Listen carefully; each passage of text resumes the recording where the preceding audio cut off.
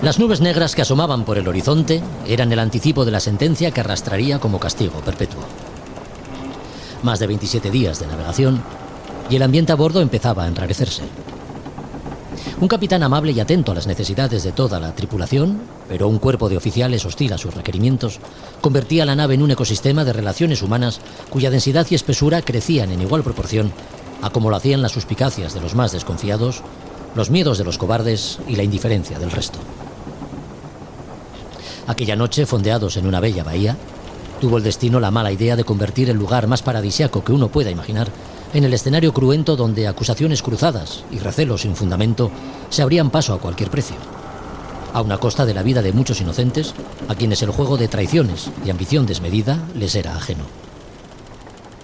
Alguien habló de la furia de no sé qué dioses, pero lo cierto es que solo la persona que desconozca la condición humana puede decir tal cosa. Los dioses, si alguna vez bajan, es para ejecutar los planes que los humanos hemos ideado previamente. Para bien o para mal, siempre solícitos, cargan con nuestra entera responsabilidad. Desde el pañol de velas, donde me había refugiado, podía oír el zumbido incesante del tumulto en cubierta, el correr de un lado a otro, los golpes, voces y gritos de dolor, el silencio ahogado de los moribundos, cada vez más atronador.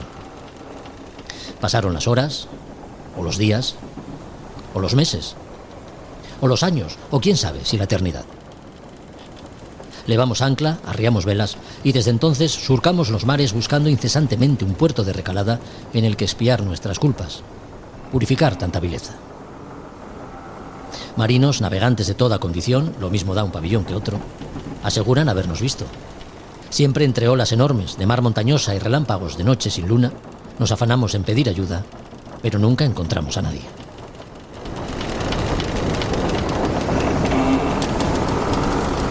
Soltamos amarras hace unos días y el tiempo parece haberse empeñado en ser nuestro aliado. Un viento del este, a veces entablado en los 12-15 nudos, nos ayuda a ganar poniente rumbo al monte de las nubes. A Son de Mar, el podcast para marinos y amantes de la navegación.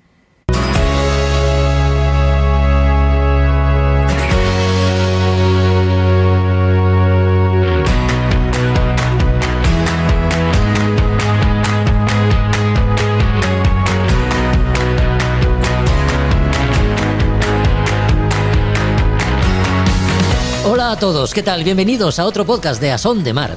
En el capítulo de hoy hablamos con un gallego de nacimiento vinculado a Asturias la mayor parte de su vida, donde vive y donde ha explotado todas sus capacidades. Profesionalmente como técnico de mantenimiento en la antigua siderúrgica en Sidesa, en la que participó del grupo de actividades subacuáticas, actividad que iría compaginando con otras disciplinas en el ámbito del submarinismo, la pesca, el socorrismo e incluso la orientación subacuática. Su destreza y buen hacer en la reparación y mantenimiento de equipos le llevaron a disfrutar de la navegación tanto a motor como a vela en muy diferentes barcos. En este episodio descubrimos la figura de Eduardo Gómez, compañero de Pantalán y, como escucharemos, persona con una dilatada experiencia en el ámbito de la náutica recreativa. Con todos nosotros compartirá sus vivencias, que son muchas, después de tantos años de navegación y situaciones náuticas. El White Shadow ya está en Punta del Este. El barco español participante en la Ocean Globe Race acaba de completar las algo más de 6.600 millas que separan Auckland del puerto uruguayo en el que ya se encuentra amarrado. Como es habitual, hablaremos con Pedro Eurrutia, miembro de la tripulación, que es quien nos pone al corriente al final de cada etapa de las evoluciones de un barco y un equipo que en esta ocasión ha tenido el honor de cruzar por primera vez el Cabo de Hornos. Un libro el que descubrimos en Librería Robinson con Juan Melgar, Las Españas de Ultramar de Josu Jiménez, que hoy nos acerca a la figura de Jorge Juan Santacilia, y El origen y evolución del radar con Roberto Bucetas, completan este podcast que ya comienza.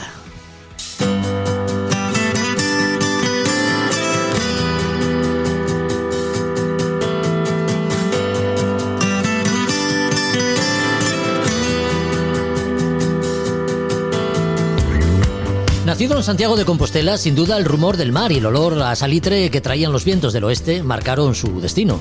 Aunque operario en tierra en una gran siderúrgica pública como era la antigua en Sidesa, hoy ArcelorMittal, el contacto con el agua lo inicia sumergiéndose en ella como buceador, llegando a dominar la mayoría de sus disciplinas, incluso la orientación subacuática, modalidad que en la España de finales de los años 70 del siglo pasado era muy minoritaria.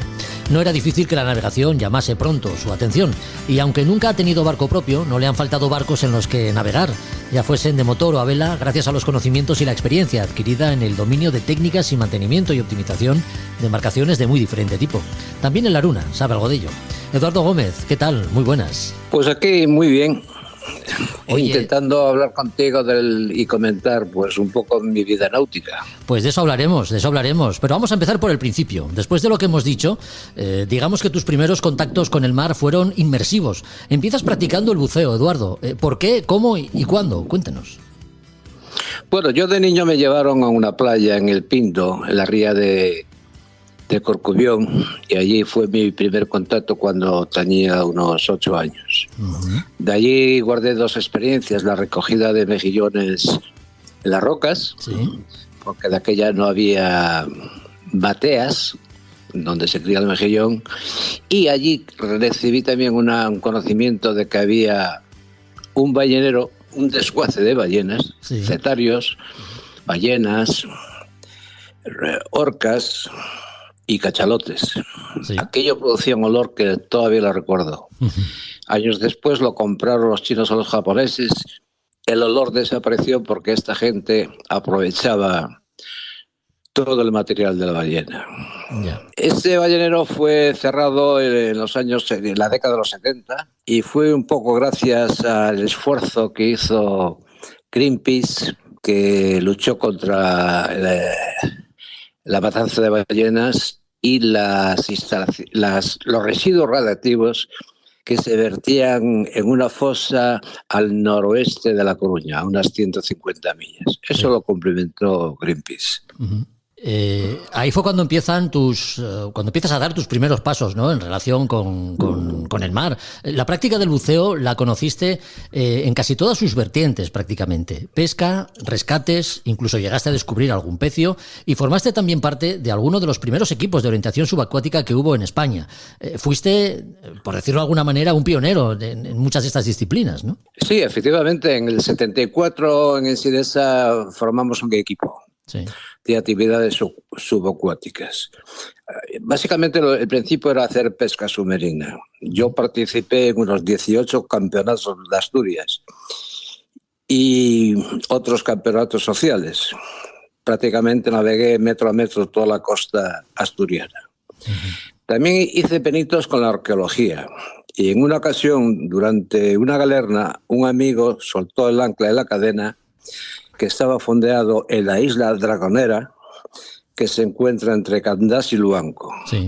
Fui a buscar el ancla y la cadena y no estaba, pero me encontré con unas bolas de piedra tipo cañón que años después el equipo de la Universidad de Oviedo las encontró, investigó y se encontraron que habían enterrado 15 o 17 cadáveres de un naufragio que se produjo en esa zona. Ya. Con la orientación subacuática, yo ya estaba cansado de matar pececitos, y la Federación Española de Actividades Subacuáticas nos dio unos cursillos de orientación subacuática.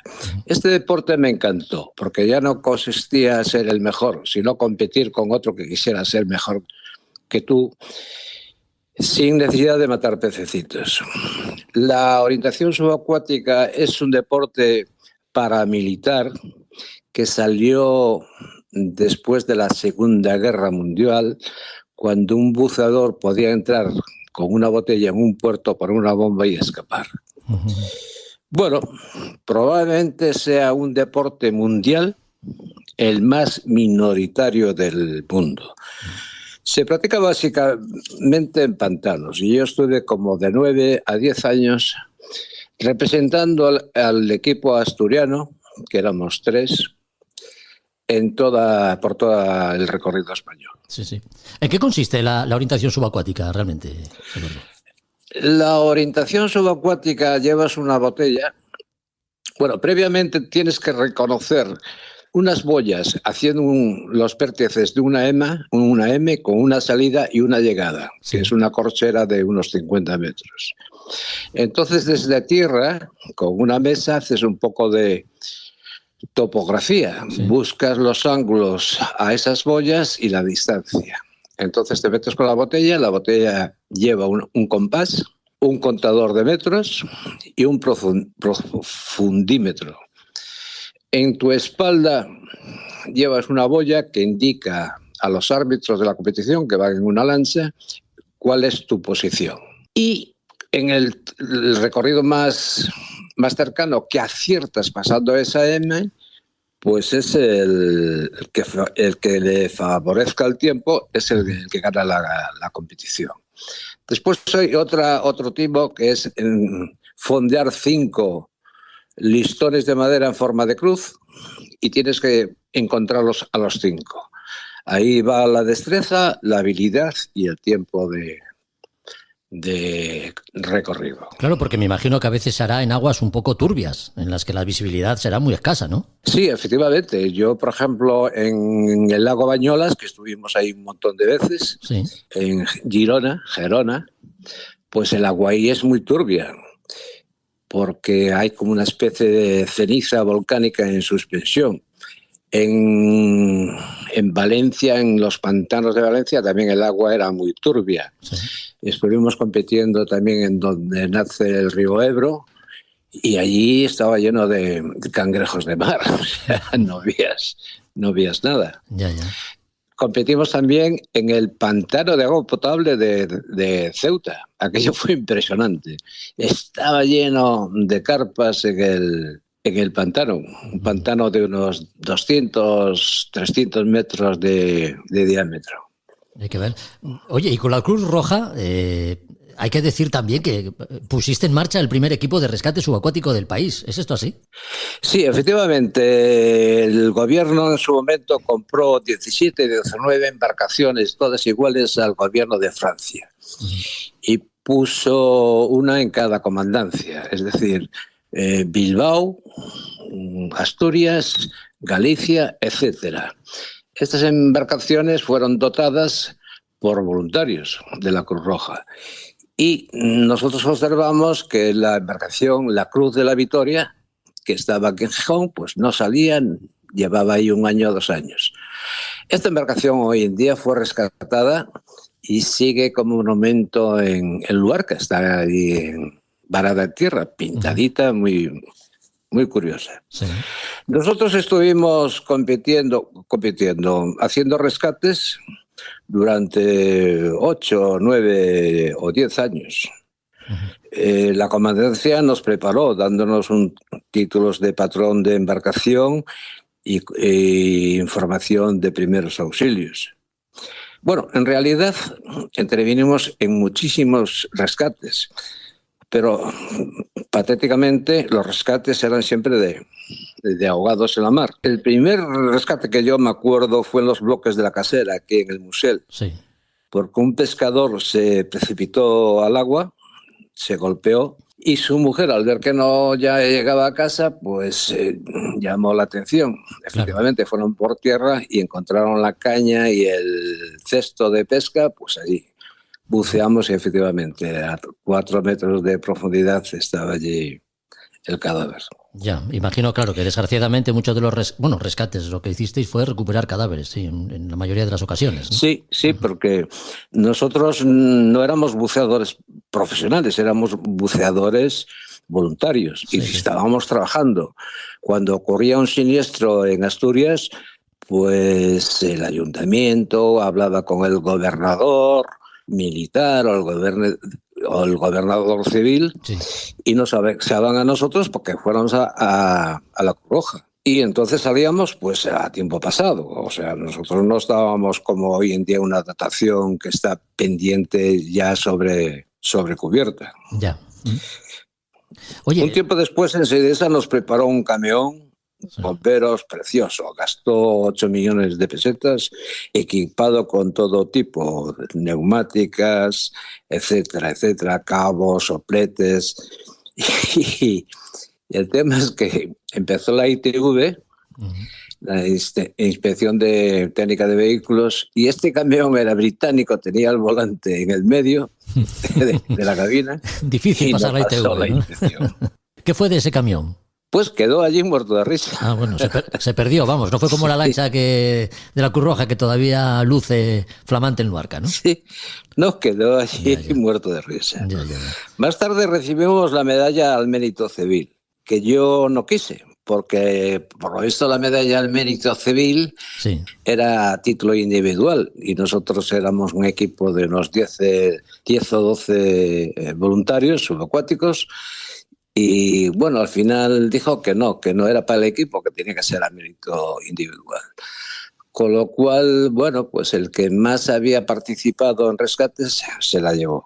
Después de esa, digamos, de esa faceta que ocupa buena parte de tu vida, ¿no? De la dedicada y la vinculada al buceo, pues llega la hora de navegar, ¿no? Y lo has hecho en embarcaciones tanto de motor como de vela. Una de las motoras de las que guardas mejor recuerdo fue la Milisa, con 13 metros de eslora. ¿Qué fue de ella?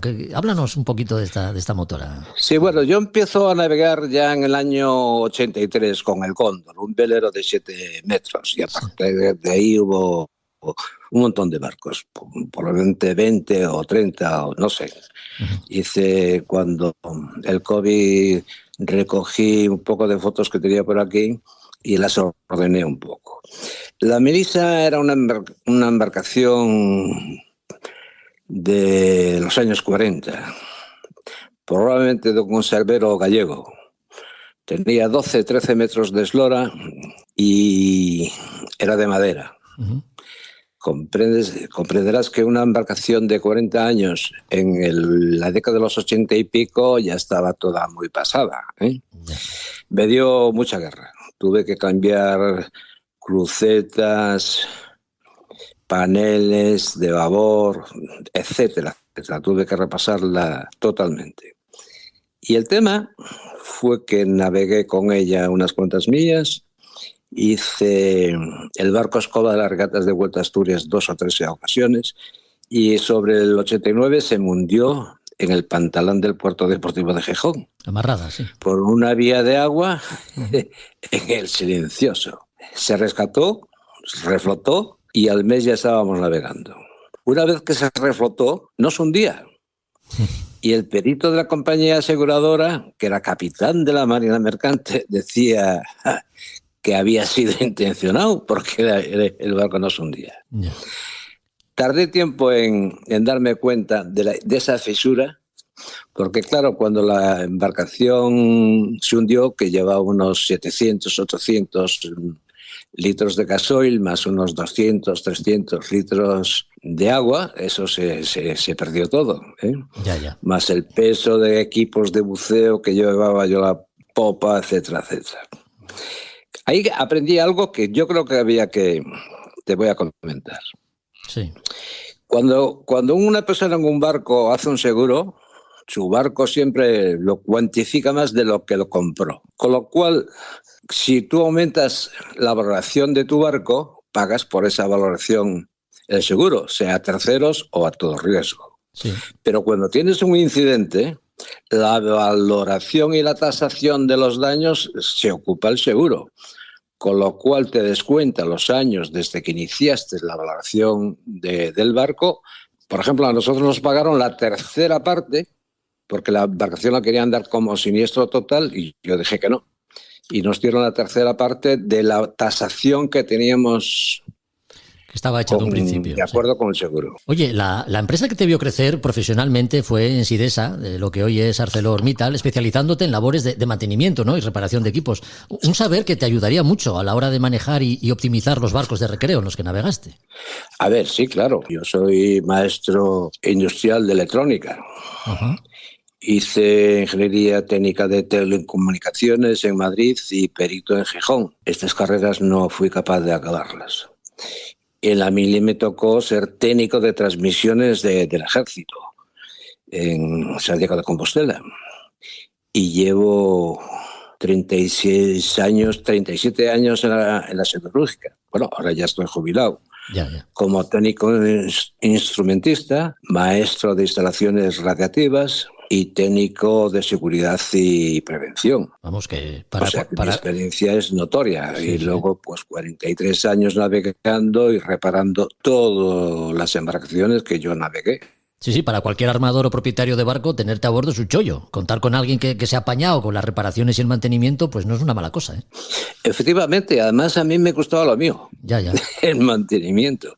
También me gusta el mar y navegar, pero me gusta tener el barco objetivamente correcto, y aún así siempre tienes incidentes como he tenido durante estas navegaciones, vías de agua, 40 millas de Gijón, y pasándolo mal, Ya.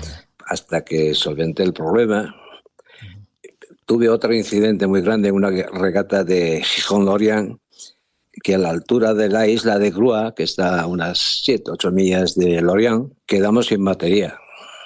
No podíamos arrancar el motor y no había viento. Y entonces había un avión, porque aquellas regatas de Gijón-Lorient estaban muy bien organizadas por la Cámara de Comercio de Gijón y la Cámara de Comercio de Lorient. Y había un avión en el cielo enfrente de mí, Sí. girando y dándome la dirección hacia Lorient. Pensaba que estábamos perdidos, pero el problema es que no podíamos arrancar el motor porque no teníamos batería. Ya. Y alguno me decía, coño, ¿cómo no llamas por la radio? ¿Cómo voy a llamar por la radio si no tengo batería? Señales de humo. Y en aquel entonces no había Sí. teléfonos móviles. Sí. ¿Cómo lo solucionaste? ¿Cómo se solucionó el problema? Bueno, pues el problema, esto casi es increíble. Teníamos muy buenas pilas de estas gordas y las puse todas en paralelo. Rompió un cable de la instalación y uno por abajo y otro por arriba, descomprimiendo los pistones, ensayando la operación antes de gastar las pilas, y fui capaz de arrancar el primer pistón, pum, pum, pum, el segundo y el tercero. Arrancamos y hasta que entramos en el puerto de Lorient ya no apagué el motor. Librasteis. Entonces librasteis. Oye, el Aquiles, el Tigre Juan, el Bernueces o el Delfines fueron algunos de los veleros en los que navegaste. Bueno, hay muchos más, ¿eh? Cada uno de ellos, entiendo que con sus historias y sus experiencias, ¿no? Acumulaste muchas. Sí, claro. A ver, con el Delfines fuimos a Francia, a Galicia, a Portugal. Con el Tigre Juan fuimos unas 10 veces a las regatas da Volta Náutica a Galicia, que aquello era un espectáculo. Uh-huh. Era cuando estaba gobernando el gallego, ¿cómo se llama este? Y bueno, en cada puerto era una recepción, pulpa feira, bueno, aquello era un espectáculo, marisco, tal. La regata empezaba en Ribadeo y terminaba en Bayona, Vigo. El Bernueces, creo recordar que todavía está en el Pantalán que compartimos, ¿no? Actualmente es el Audaz, ¿o me equivoco? No, el Bernueces ya no sé dónde está, se vendió hace muchos años. Ajá, yo con el Bernueces navegué 8 o 9 años y básicamente íbamos a Galicia y hacíamos las regatas en Gijón. Estuvimos en la regata del Gaitero y bueno... Ya. Luego se vendió hace muchos años. Ya, estaba yo. Manolo compró un barco, un Amel Maramut de 17 metros, sí. Y en el 2009 fui a cambiarle toda la instalación eléctrica a Mallorca. Estuve allí un par de semanas cambiándole todo y poniéndole al barco al día. Bueno, estaba yo equivocado. ¿Vela o motor, Eduardo? Ya sé que no tiene comparación posible, pero nos gusta preguntárselo a personas que como tú conocen y dominan las dos maneras de navegar, ¿no? ¿Eres de los que les gusta llegar pronto a los sitios? Para mí básicamente la vela me encanta y sí. Yo hice muchísima regata, muchísima regata, y además siempre en la última posición, o la peor, que es de proel. Sí. Porque el proel cuando hace un día maravilloso está estupendo, pero cuando sopla y salta la ola por arriba, las pasas canutas, ¿eh? Uh-huh. Y haciendo una vuelta, por ejemplo, aquí en la bahía, yo no me enteraba. Subes pi, bajas pi, hace un peeling, cambia la vela, dice, oye, que ya volvemos. Sí, no, yo la regata que dura 2, 3, 4 horas... Ni sabía dónde estaba en cada momento. Mucho trabajo y concentrar lo tuyo, que es lo que hay que hacer. Aprovechando tu maestría a la hora de trabajar en el mantenimiento de embarcaciones, ¿qué aspecto de un barco es para ti sensible? ¿En qué debemos poner especial atención, Eduardo? Bueno, el barco siempre tiene que estar muy, muy bien preparado, ¿eh? Sí. Y hay lo que se llama la seguridad del mar. El barco tiene que estar preparado para afrontar todos los incidentes, accidentes y los riesgos que entraña estar en la mar. La embarcación recreativa es recreativa, pero así ocurre muchas veces lo que ocurre. Ya. ¿Por qué? Porque la mayoría de las embarcaciones de recreo son de segunda mano, no nos engañemos. Descarto las embarcaciones de regatas de altura y los patrones que son muy experimentados y tienen equipos de apoyo y mantenimiento. Fíjate que la ITV en los barcos tiene que estar, es importante. Sí, sí. La ITV solo te observan básicamente chalecos, bengalas, aros salvavidas, y si el inspector es un poco hábil, se fija un poco en las luces, el motor, etcétera. Pero muchos patrones eluden la bandera española, eluden la ITV, que es obligatorio en España. No pasa lo mismo en Francia, en Inglaterra, en otros países. Y buscan una bandera de conveniencia. La bandera de conveniencia hoy en día, pues hay muchísimas. Creo que Bélgica ya la sacó. No pueden comprar barcos de españoles o de patrones de nacionales españoles la bandera belga. Pero la bandera polaca sigue estando ahí. Ya.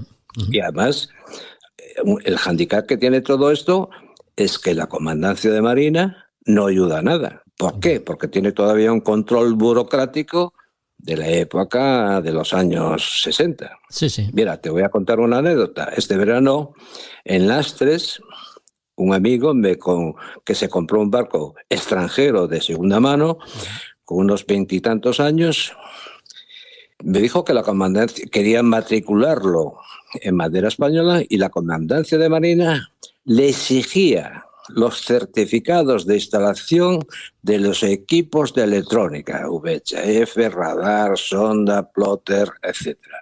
Esto no hay quien lo pueda tener, ¿entiendes? Claro. Después de 20 y tantos años.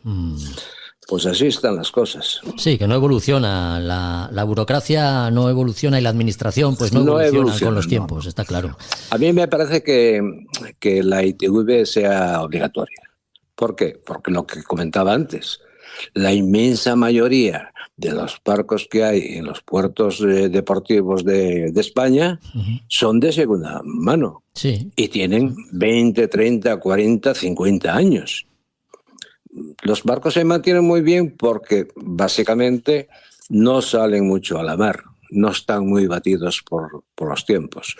Son barcos de recreo, pues de unas millas alrededor de la base del puerto donde se hallan. Sí. Bueno, actualmente compartes pantalán en el puerto deportivo de Gijón. El Abel Bor II es un Najat de 400 de factura sueca, que, como la Aruna, por cierto. ¿Lleva mucho trabajo, Eduardo, este barco? Bueno, yo con esta persona, yo soy el patrón, marinero, cocinero, jefe de mantenimiento, etcétera, ¿no? Sí. Y este barco se compró porque el otro que teníamos, un barco inglés, tenía 2 quillas y a mí las 2 quillas no me gustaban. Porque sé estar en la mar y si una ola en un rompiente te rompe dentro de las 2 quillas, lo más probable es que te tumbe. Entonces la convencí de comprar un barco. Y compró uno de los mejores barcos que hay en Europa, que son el Najat, sueco, y el Raspberry, sueco también. Hay otros en Inglaterra que son muy buenos. Sí. Evidentemente en Francia hay unos barcazos, pero los grandes barcos que hay en España son los de regata de altura, trimaranes, etcétera. Pero los barcos clásicos son bastante deficientes, aunque son muy bonitos, muy espectaculares, muy amplios, muy redondos, pero no son fuertes, Yo los conozco a casi todos. Sí. Bueno, pues con este barco lo compramos, creo que fue en el 2018. Yo estuve un mes ahí en Barcelona verificando que todo estaba correctamente, porque un barco cuando se vende de segunda mano tiene algún problemilla, ¿entiendes? Sí. Y bueno, navegamos de Barcelona a Gijón, son cerca de unas 2.000 millas. El compromiso mío no era navegar de noche, porque venía con poca gente, poca tripulación y pues el tiempo en agosto era bastante bueno y fue bastante bueno. Tenía un poco de miedo el subir Portugal, Ya. Y efectivamente, Portugal tuvimos suerte porque no vino el nordeste, ¿eh? Hicimos una navegación prácticamente el 80% a motor. En Portugal la costa está llena de boyas, botellas con palangres que no las ves, no tienen palos de estaca ni banderines y es difícil. Y es que igual que vayas a 1 milla de la costa que vayas a 8 millas de la costa. Hay palangres a la deriva, que te enrollas con la hélice con uno de ellos y te puede provocar una avería. Sí, sí. Bueno, Eduardo Gómez, buceador y navegante, amante de los barcos a los que sabe cuidar y mantener en perfecto estado de revista, ¿no? Con él hemos hablado estos minutos. Eduardo, ha sido un placer, ¿eh? Muchas gracias por la compañía y nos vemos en el muelle. Pues muchas gracias, Jorge. Es un honor hablar contigo. Compartimos pantalán. Un abrazo. Venga, un abrazo.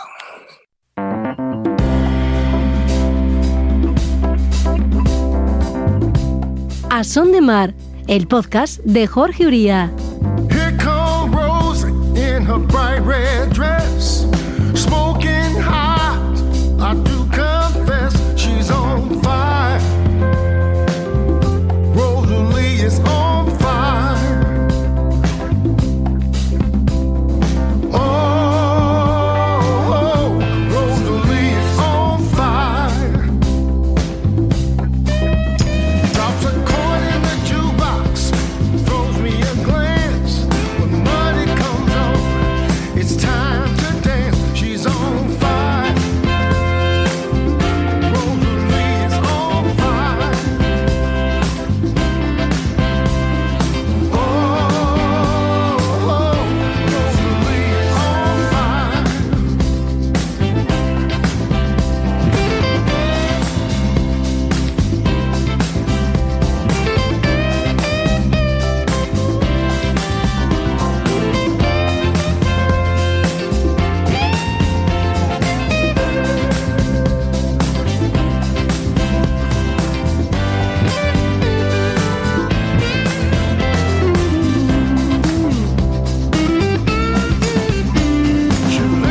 No ha sido la etapa más larga, pero cruzar el Gran Pacífico y doblar el Cabo de Hornos la ha dotado de una emoción especial para los barcos y tripulaciones que participan en la Ocean Globe Race.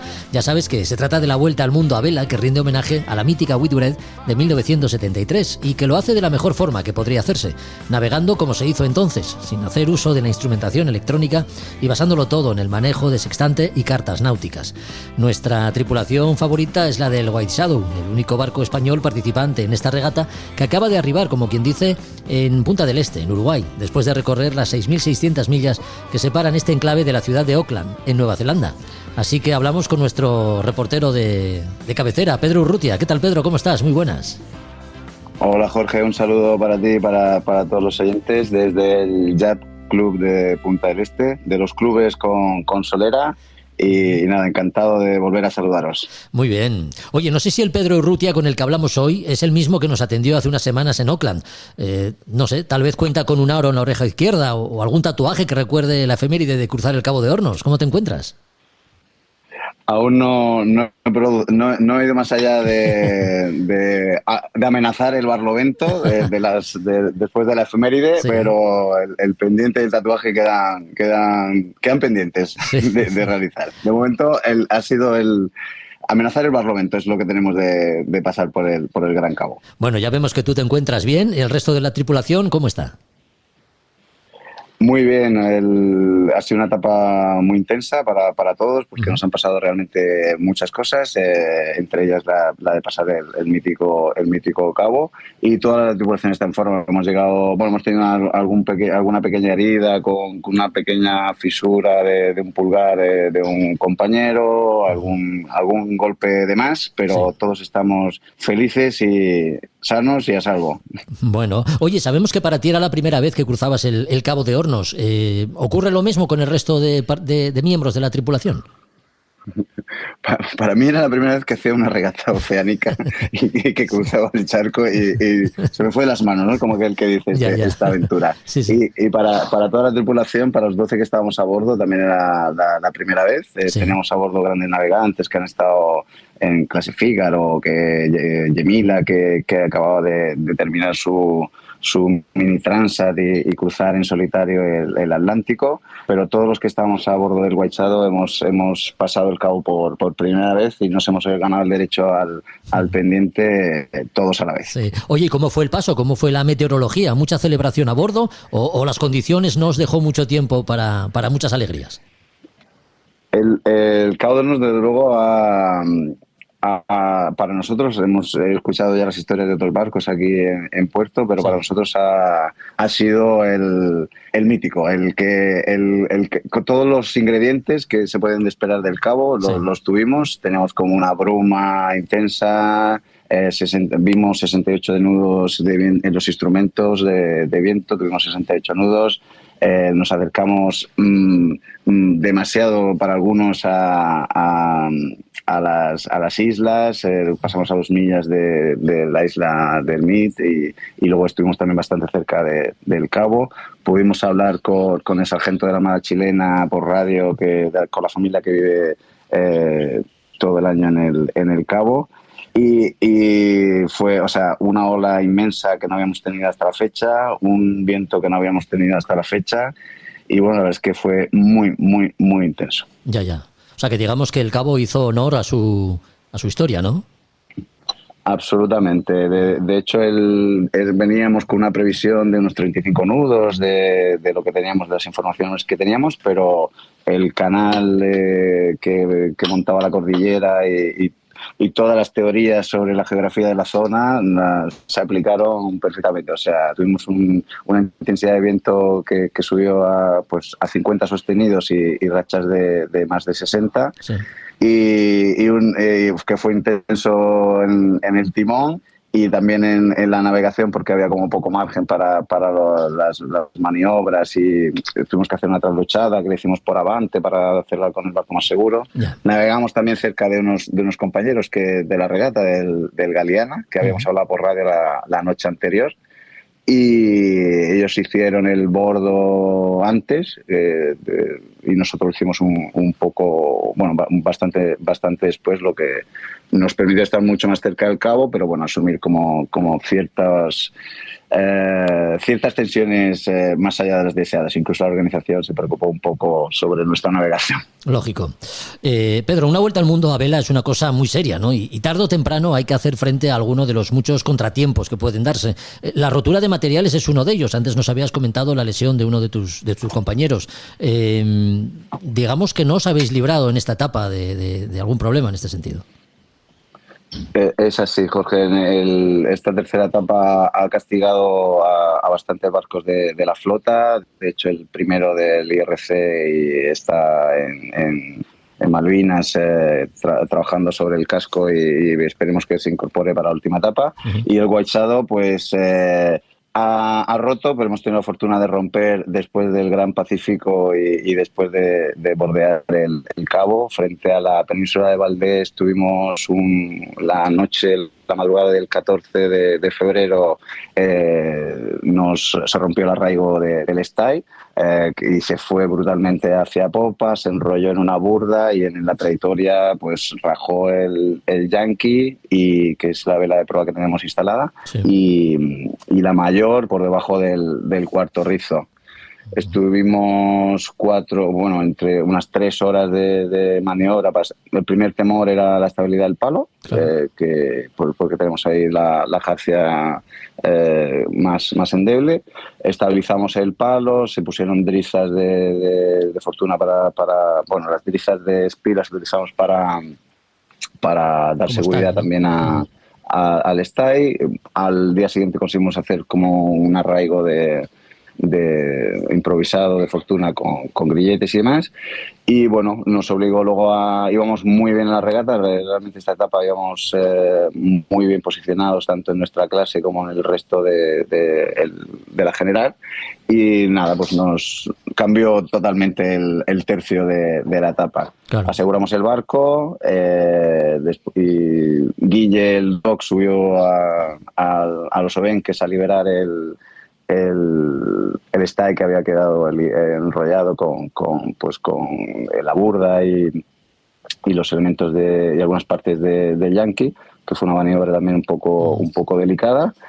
Pero bueno, una cosa de la que estamos un poco orgullosos en el Wayside es que al final estamos los 12 en cubierta trabajando en todo el mundo y después de 3 horas de maniobra para asegurar la jarcia, había pan fresco. Cuando terminamos todo al amanecer, había pan horneado y café. Bueno. Y esto es algo de lo que en el Wayside nos sentimos orgullosos. De pase lo que pase, comemos bien. No, es un mérito que además, vamos, hay que celebrarlo, ¿no? Porque muchas veces, yo diría que en la mayoría de los casos, no se trata de llegar en la mejor posición, sino cuando se dan inconvenientes de este tipo, salvar la situación de la mejor manera posible, ¿no? Sí, en este sentido también ya habíamos tenido alguna situación de crisis, de maniobra, porque en esta misma etapa, claro, la rotura del stay se ha puesto por encima de todas las demás, pero ya habíamos roto una polea de la braza y la escota del espi, que también nos desmontó el espi, y también tuvimos una rotura de la driza del espi, que también nos llevó el espi al agua, pero esto fue como el tope de gama de estrés. Y la tripulación, en todas las ocasiones que hemos tenido este punto de crisis, la verdad es que hemos trabajado todos bastante bien, en los nervios evidentes e inevitables del momento, pero resolvimos con, o sea, mucha solvencia y yo mismo sorprendido de una tripulación amateur de profesionales, la manera en la que resolvimos esta situación. Y no hubo pánico, que eso es siempre de agradecer, y todo el mundo estaba apretadito, pero haciendo lo que tocaba. La llegada a Punta del Este, Pedro, después de soportar rachas de vientos superiores a los 60 nudos en Cabo de Hornos, se hizo de rogar, ¿no? Poniendo a prueba vuestra paciencia en algunos momentos.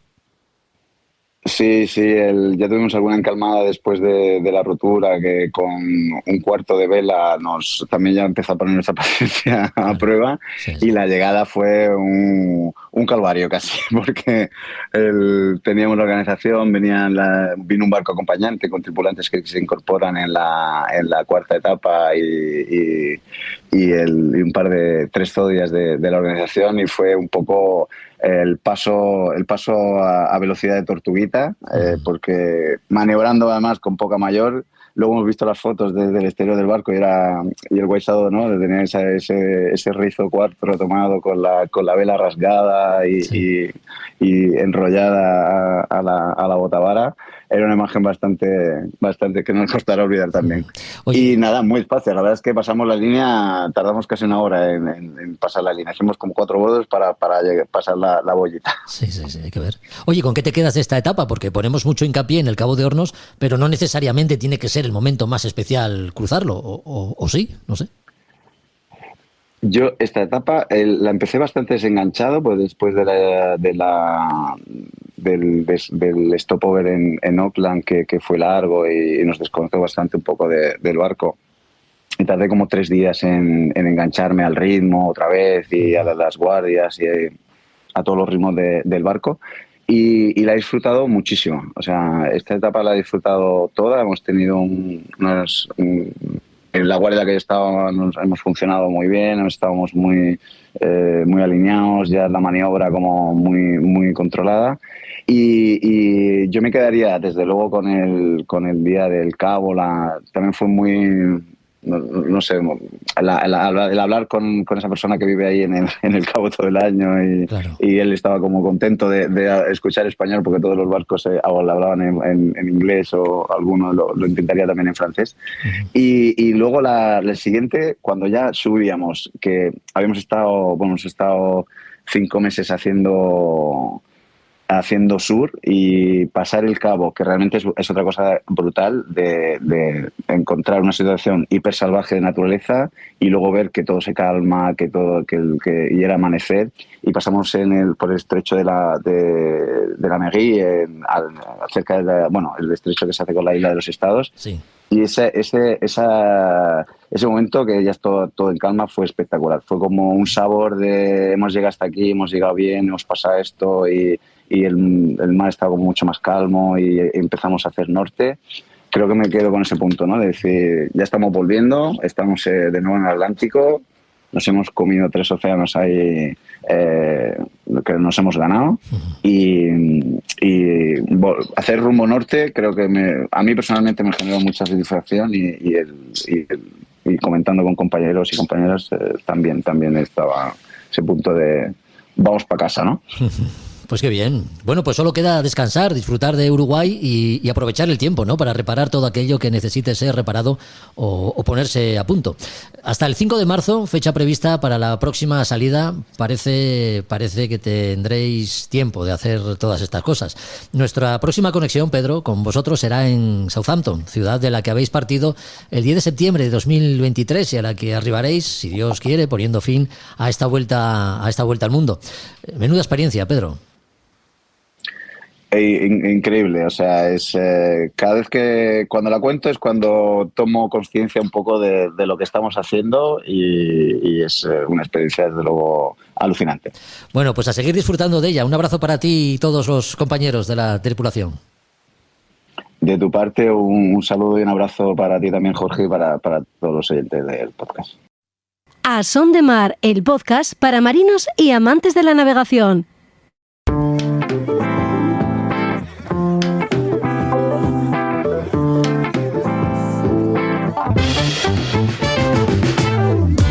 Vuelve una vez más a Son de Mar el tiempo de lectura. Con esta sintonía iniciamos los minutos que dedicamos a poner nuestra atención en las páginas de los libros que podemos encontrar en Librería Robinson. Hoy un poco de historia, luego habrá más con las Españas de ultramar y sus exploraciones. Juan Melgar, muy buenas, ¿qué tal? ¿Cómo estás? Hola Jorge, encantado de estar aquí como siempre. Historia la de hoy con mayúscula, ¿no? Podríamos decir. Es la que podemos escribir si hablamos de don Álvaro de Bazán, que no sé si protagoniza, pero sí que es la figura relevante del libro que hoy nos traes. En la tercera, el francés. ¿De dónde viene el título y qué podemos encontrar en sus páginas? Bueno, el título está tomado, yo creo que de aquella famosa glosa de Lope de Vega, que por ejemplo puede verse en Madrid, en la estatua que don Álvaro de Bazán tiene en la Plaza de la Villa, y que, bueno, que es muy conocida. Es el fiero turco en Lepanto, en la tercera el francés, y en todo mar el inglés tuvieron de verme espanto. Pues ahí lo tenemos. Sí. Es una referencia, ¿no?, a Álvaro de Bazán y al que es, ¿no?, al creer de muchos o lo que opinan muchos quizá el mejor marino que ha dado España, ¿no?, el mejor marino de guerra, desde luego, que ha dado España en todos los tiempos. Yo desde luego soy de la opinión y yo creo que compartida por muchísima gente, por prácticamente todo el mundo que se adentra en el mundo de la historia naval. Sí, sí. Y bueno, esto es como dices tú, es la figura alrededor de la que gira todo en esta novela histórica. El libro de hoy es una novela histórica, como he dicho, el autor es Federico Supervielle. Federico Supervielle, que bueno, que puede ser que a lo mejor hemos comentado algún otro libro suyo anteriormente. Es un joven ya, pero bueno, joven desde luego para los años que se suelen manejar en el mundo de la escritura. Un joven maduro, digamos. De tema marítimo, sí, pero bueno, no deja de ser joven, marino de guerra, que bueno, pues muy amplio conocedor de la historia y de su trabajo, y con su trabajo además, pues un excelente conocedor de los temas de la mar. Sí, sí. Y eso es su primera incursión en el mundo de la novela histórica, porque hasta ahora pues sus novelas se desarrollaban o tenían lugar un poco en los tiempos actuales, ¿no? Sí. Y la verdad es que, bueno, ha escogido como decíamos, a un peso pesado en nuestra historia naval, como don Álvaro de Bazán, y a un episodio glorioso como es la batalla por los Azores, ¿no?, que enfrentó a España y Francia en tiempos de Felipe II.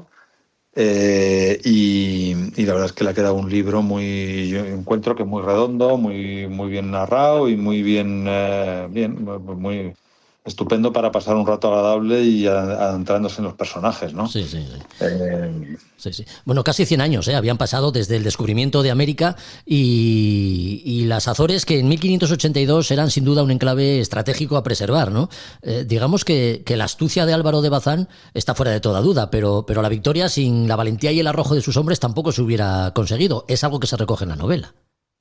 Exacto, sí, está Álvaro de Bazán y también hay otra figura imprescindible también que es Lope de Figueroa, también, que es un poco el que lleva lo que ahora entendemos por infantería de marina un poco, ¿no? Las tropas embarcadas y bueno, sí, tienen el acierto de derrotar a esa flota francesa que les superaba en número y la verdad es que es quizá, pues, bueno, se podría considerar hasta un poco el apogeo, ¿no? de ese imperio español, ya con la unión de España y Portugal bajo Felipe II, de ambos imperios, y bueno, y era también un momento de encrucijada, ¿no? Porque las Azores representaban ese punto por donde tenían que pasar todas esas flotas que volvían cargadas de tan suculentos botines, ¿no? Claro. Bueno, botines o mercancía, todo es pues las flotas de Indias con toda esa plata y eso. Y luego también era por las corrientes y por todas las flotas que venían de los barcos que iban a Portugal, que venían de África, que no venían de América, sino de África.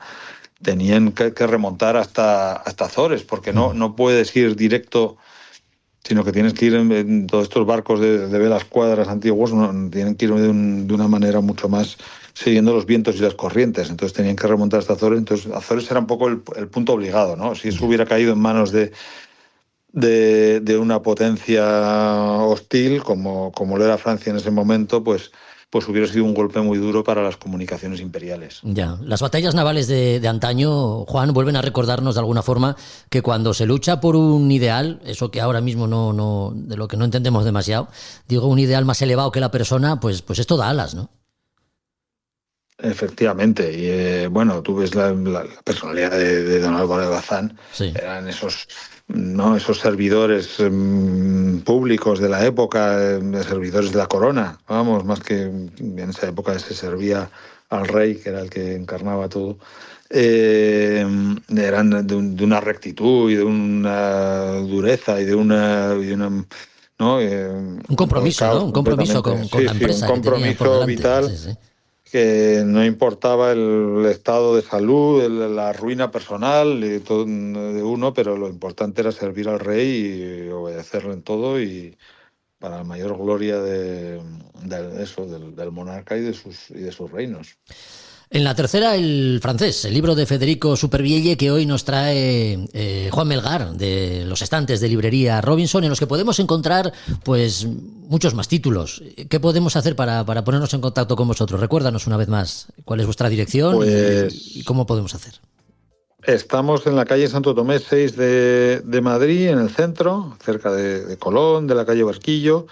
Y lo que más nos gusta es que vengan a vernos, que vengan aquí a ojear los libros, a preguntarnos, a pedir opinión, y luego el que no pueda acercarse, desde luego, siempre tiene la opción de consultar nuestra web, de apuntarse a nuestro servicio de novedades, que le enviaremos por email de vez en cuando pues novedades interesantes que hayan salido, o nos pueden llamar por teléfono o escribir un email y estaremos encantados de atenderles. Pues anotado queda una vez más, así que con esto te volvemos a emplazar en el próximo capítulo, que seguiremos hablando de libros contigo. Juan, un abrazo muy fuerte. Un abrazo, Jorge, muchísimas gracias, un placer.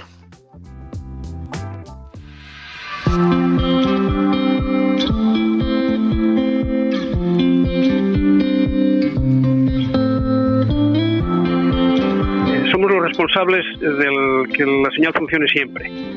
Entonces, en su día, la única forma de ser responsable de eso era estar a pie de obra siempre. De hecho, ahí en la historia de los faros, pues bueno, quedaron los diarios de servicio. Había grandes problemas porque era problemático incluso el conseguir suministros. José Luis García, último farero en el Cabo de Peñas, en Asturias.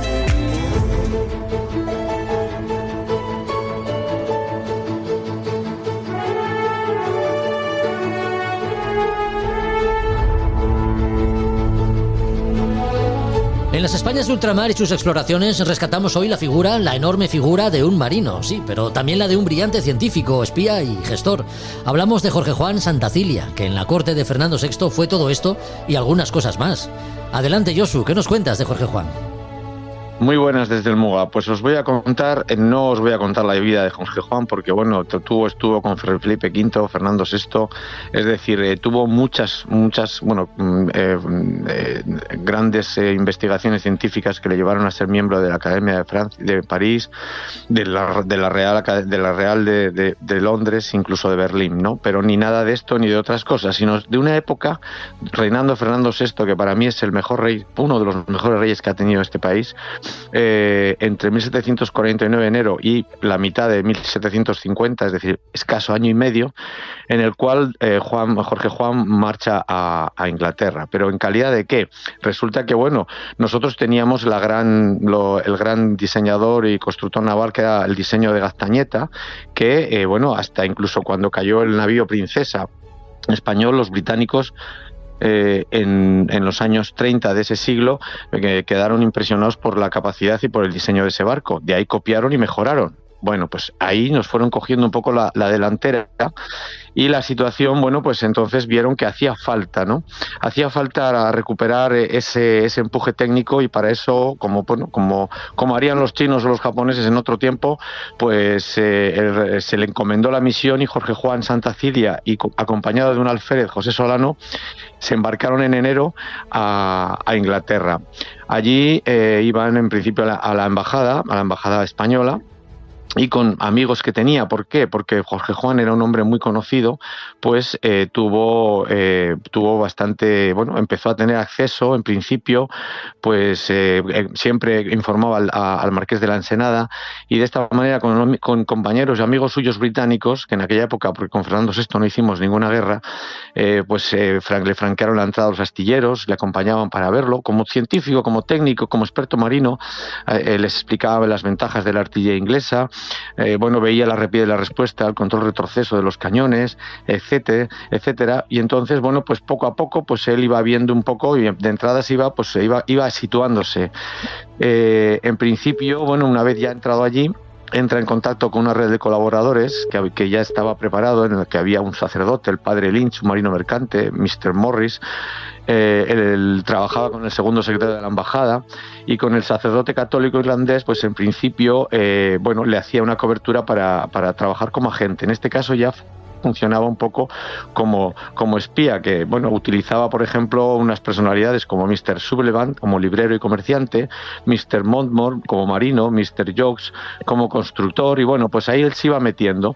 También utilizaba, él como su propia personalidad, pues iba a las comidas y demás con el almirantazgo, ¿no? Entonces, a través de sus entradas, en Pascua, por ejemplo, al visitar los astilleros, los diques, las máquinas, las obras, llega a la conclusión de que los buques ingleses son mejores que los españoles. Y entonces, y además no entiende cómo ellos no nos destrozan, ¿no? Y no nos machacan. Yo entiendo que también será porque éramos mejores. Le impresiona el diseño de la artillería, de las palanquetas, las sujeciones que recogen los cañones, las formas constructivas, la ligazón entre cuadernas, etcétera, ¿no? Entonces, él ve que hay que conseguir esa información para los constructores, a tratar de llevárselos, y poco a poco, pues va consiguiéndolos y los va enviando junto con documentación, planos, etcétera, a través de barcos mercantes suyos me refiero, españoles, que pues iban a Ferrol o pasaban a Francia Ferrol, Francia Bilbao, España Inglaterra Bilbao. Y incluso, pues con Solano fue y encontró, lo puedo decir aquí, en las memorias de Solano, dice: fue sorprendido al entrar en el astillero de Deptford, que está debajo del puente de Londres en su margen meridional, habiéndole detenido un centinela diciendo que tenía orden de no dejar estar al extranjero alguno. Solano, al final, con Jorge Juan, Solano era su compañero, el alférez, pudo entrar al final allí, gracias a un sevillano que estaba casado con una inglesa, y al final, ¿qué es lo que vio allí? Pues vio una de las primeras fragatas que iba con forros de cobre, que fue uno de los grandes avances técnicos de los navíos en la época, ya que bueno, la broma, que es esa especie de parásito que se come la madera, pues con el forro lo primero que conseguías es eliminar ese riesgo y después conseguir una mayor velocidad. Bueno, pues todo eso hace diferente, bueno, va trayendo, pasándose algunas veces como cura, otras veces, bueno, de muchas de las maneras posibles, e incluso eso, yendo a cenar, porque él al final era miembro de la Real Academia de allí, vamos, me refiero de ciencias, etcétera. Entonces, bueno, él en año y medio fue consiguiendo un montón de información que fue enviando y enviando al Marqués de la Ensenada, que era lógicamente era el que empujaba todo esto, hasta que, bueno, empezó a meterse también en el tema de la fabricación de lonas, de velas y demás, y también ahí, bueno, pues estuvo haciendo lo mismo hasta que, bueno, un tema de una operación relativa con el comercio, realmente era algo privado, pues se descubre un poco que le descubren el buque, se confisca el barco y Jorge Juan debe tener que salir un poco por piernas, haciéndose pasar por Mr. Sullivan en este caso, ¿no? La conclusión es que al final él trajo 85 constructores. Cuando llegó el Marqués de la Ensenada, por orden del rey Fernando VI, lo puso al cargo de los arsenales. Entonces, de los astilleros, de la construcción naval, se mejoró el diseño británico y se hizo un diseño aún mejor. De ahí después vino el diseño francés a posteriori. Pero con todo esto podemos afirmar que Jorge Juan en Londres fue un verdadero éxito, todo su trabajo. Al margen de todas las vicisitudes, el modelo inglés de construcción naval se trajo a España. La presencia de ingenieros ingleses y irlandeses en España fue fundamental. Primero, la construcción de las instalaciones de astilleros. Llevábamos ya 50 años construyendo el astillero de Ferrol, Cartagena, Guarnizo, La Carraca, La Habana, que partieron de las ideas de estos ingenieros traídos por Jorge, contando con la mejor tecnología, que también la había robado, entre comillas. Y el segundo fundamental punto fue el del abastecimiento y funcionamiento industrial de los astilleros, trabajando con los ingenieros britanos, calculando, midiendo y sabiendo un poco cómo optimizar el suministro de madera, la gestión de los bosques, los pertrechos necesarios. Es decir, gracias a esta labor que hizo de robar el talento britano, que también lo tiene, pues la Marina Española al final, pues digamos que en el último cuarto de siglo, hasta que llegaron y demás, y Godoy, pues adquirió unas dimensiones y fortalezas extraordinarias que puso en jaque a la Marina, a la Real Armada Británica, aunque cueste creerlo, bueno, pues ya sabéis que el que controla la historia, pues controla el relato. Pero bueno, esta es la historia un poco de Jorge Juan en esta parte de este año y medio en el que se jugó, en el que fue felicitado por el rey, en el que luego se dedicó precisamente a toda esa construcción, a toda esa mejora técnica e industrial del país. Y después incluso le mandaron a ir a mejorar las minas, bueno, un montón de más cosas que se pueden contar en otros momentos, ¿no? Pero esto es un poco la historia de este personaje, que esto es un minúsculo punto de todo su gran hacer. Ya. Y es un poco, bueno, esto. Pues sí, un poquito lo que quería contar. Ya lo decíamos, ¿no? Además de gran marino y científico, sus labores de espionaje fueron muy ventajosas para la corte de Fernando VI y las Españas de ultramar y sus exploraciones. ¿Dónde estaría Jorge Juan hoy, Josu? Lo habrían destituido seguramente para sustituirlo, ¿no? Jorge Juan estaría encerrado en un castillo o le habrían denunciado por alguna cosa. Este hombre, además, sí, fíjate, creó una cosa que se llamó la Asamblea Amistosa Literaria, después, en la cual se hablaban de temas, cosas que ahora no se pueden hacer, o es muy difícil hablar de temas, en aquel caso de la Ilustración que comenzaba, de temas que mejoraban el... Bueno, era un foro de opinión, ¿no? Es decir, lo que ahora mismo es imposible casi. Ya, nada, que lo habrían sustituido por un Villarejo cualquiera, eso está claro. Por ejemplo, bueno, a cualquiera del domingo pasado. Josu, un abrazo muy fuerte, nos volvemos a escuchar en el próximo podcast. Venga, un abrazo y buena prueba a todos. Hasta entonces. Luego. A Son de Mar, el podcast de Jorge Uría.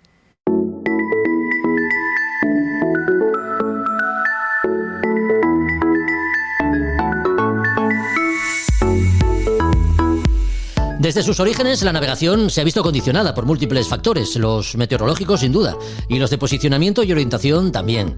La seguridad de personas y mercancías fue un elemento que ya contemplaban las autoridades pues hacia final de la época del Imperio Romano aproximadamente. Podríamos mencionar infinidad de elementos, herramientas y útiles que fueron evolucionando con el paso del tiempo y los que actualmente la tecnología nos brinda, pero nos detendremos en uno que consideramos especialmente relevante en materia de seguridad. El radar vio generalizado su uso tras la Segunda Guerra Mundial y a día de hoy sigue siendo un instrumento de vital importancia a la hora de navegar. De esto vamos a hablar los próximos minutos con Roberto Bucetas, que ya tenemos al teléfono. ¿Qué tal, Roberto? ¿Cómo estás? Muy buenas. ¿Qué tal, Jorge? Buenos días. Hablamos del radar, el aparato de a bordo que hace ver lo que a simple vista es imposible muchas veces. ¿Cuándo aparece y cuál ha sido su evolución? Bueno, el radar fue inventado en 1935 por un físico escocés, Robert Watson, que fue el que, bueno, después de muchas otras evoluciones, pues se llegó a poder detectar por un impulso radioeléctrico. En ese caso, pues bueno, como todos estos inventos y avances surgen a raíz de acontecimientos bélicos, ¿no? Sí, en sí. este caso la Segunda Guerra Mundial, y pudieron en 1935 detectar el primer avión a través de una onda de radio a una distancia de 15 millas, ¿no? Y a partir de ahí pues se ha ido evolucionando y lo patentó en 1935 este físico, y fue a petición para un laboratorio físico inglés, que fue el que hizo la petición de este equipo, ¿no? Sí, sí. El cual sigue en vigor y sigue en vigencia hasta nuestros días. Quizás es uno de los equipos radioeléctricos más importantes a bordo. Bueno, siempre que hablamos de todos los podcasts siempre es lo más importante, ¿no? Pero en este caso hablamos del radar, y el radar sí que es un equipamiento importante, sobre todo en condiciones de mala visibilidad, en navegación nocturna. Si tenemos que hacer una recalada o tenemos que navegar con niebla, pues tenemos el radar como una ayuda a la navegación de las más importantes que podemos encontrarnos, y que en cierto modo todavía no ha sido sustituida. Hay otros equipos que hacen cosas parecidas, pero que no es un radar, ¿no? Aparece como... ¿Qué podemos hablar? Sí, no, digo que aparece en 1935, pero entiendo que el radar que aparece en esos años es muy diferente al que conocemos hoy. Bueno, es muy diferente en cuanto a la presentación visual y a lo que nosotros vemos y utilizamos en interpretación de la imagen, que es quizás una de las cosas más complicadas lo que tenemos en el radar, pero los principios de funcionamiento del radar siguen siendo los mismos que había en aquella época. ¿Cómo funciona un radar básicamente? Pues bueno, se genera un impulso radioeléctrico que se transmite a través de una antena directiva, y ese impulso va a una velocidad que, podemos decir que hay dos frecuencias o dos tipos de radar de banda X que trabaja a 9 gigahercios y radar de banda S que trabaja a 3 gigahercios, ¿no?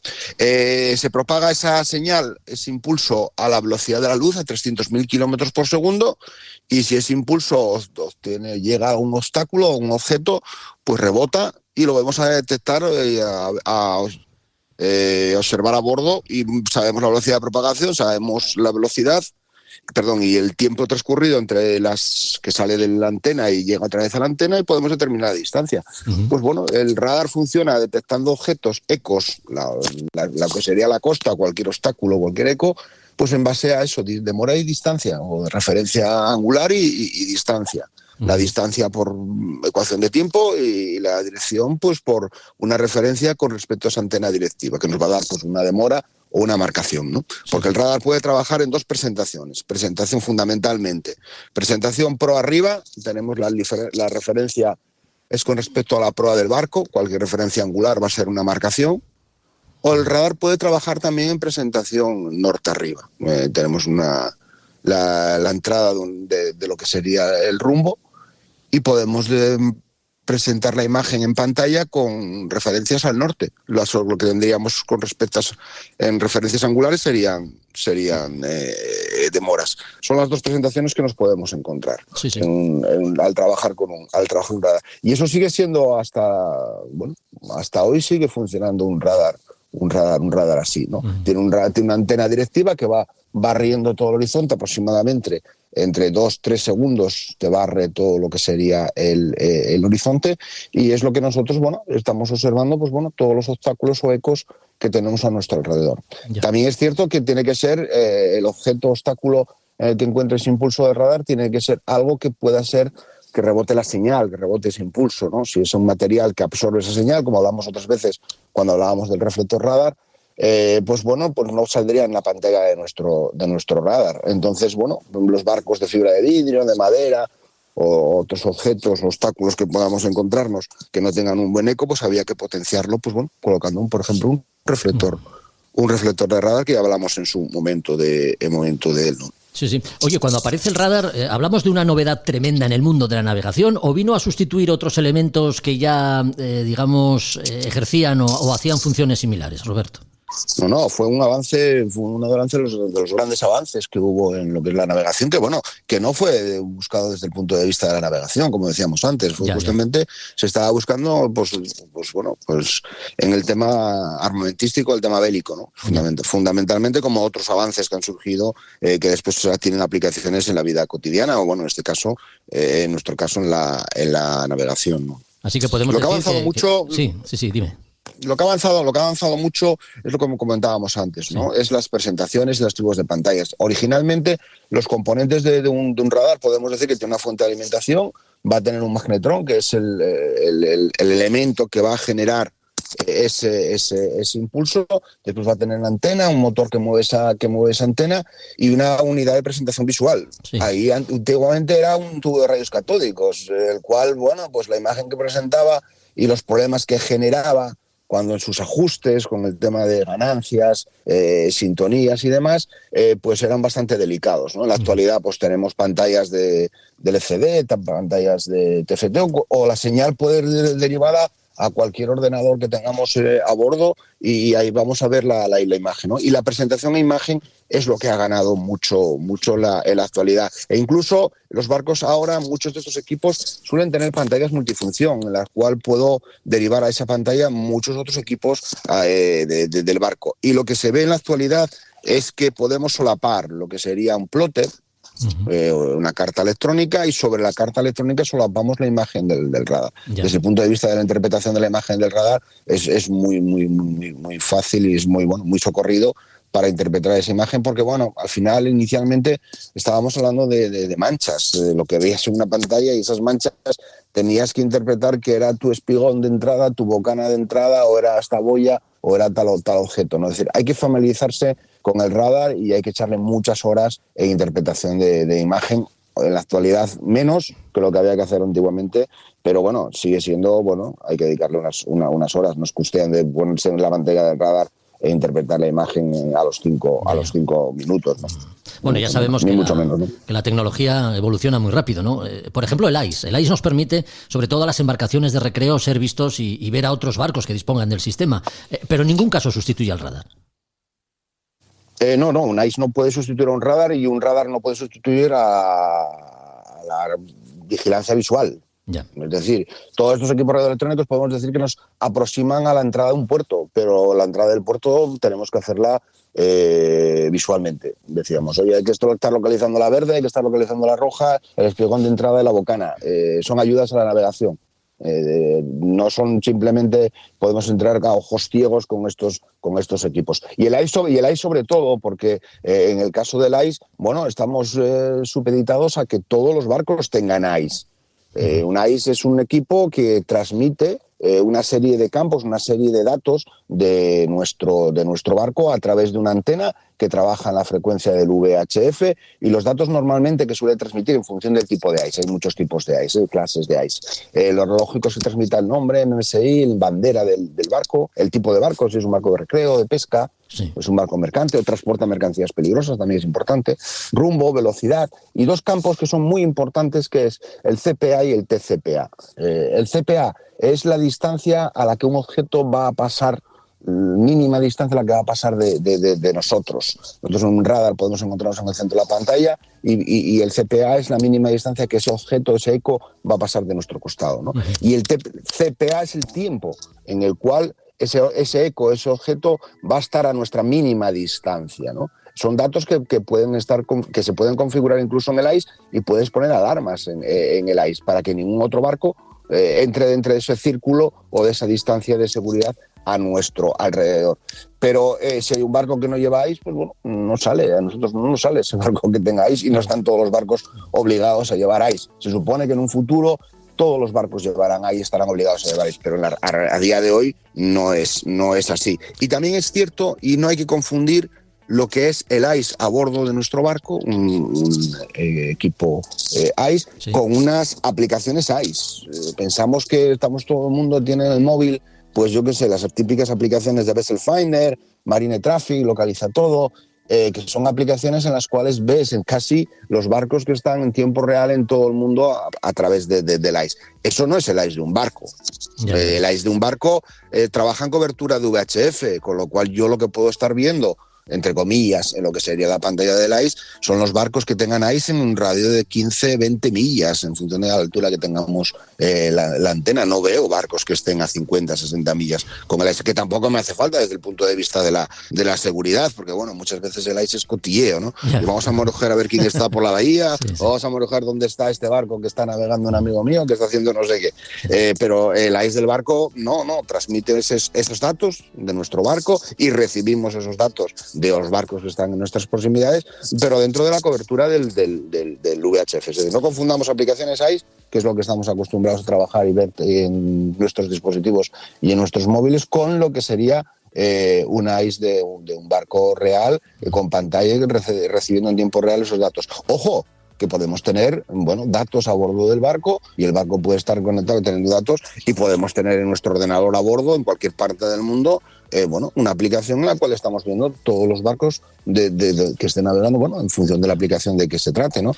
Que bueno, eso podemos tenerlo también a bordo, pero no es exactamente el equipo ICE. Bueno, no desentrañemos todos los secretos del ICE porque si te parece eso lo podemos dejar para otro día, ¿no? Sí, tiene también su historia, el ICE tiene su historia, más reciente que la del radar, sí, pero bueno, sí. el futuro va por el ICE. Está claro. Bueno, pues de noche, con niebla cerrada, en zonas de abundante tráfico marítimo, el radar puede ser especialmente útil, aunque como es lógico, su puesta en marcha pues acompañe, ¿no?, el habitual discurrir de cualquier barco por mares y océanos de todo el mundo. De este instrumento imprescindible en todo puente de gobierno o incluso embarcación de menor tamaño. Hemos hablado estos minutos con Roberto Pucetas, a quien una vez más agradecemos su compañía. Gracias, Roberto. Volvemos a vernos en 15 días. Gracias a vosotros. Un abrazo. Un fuerte abrazo.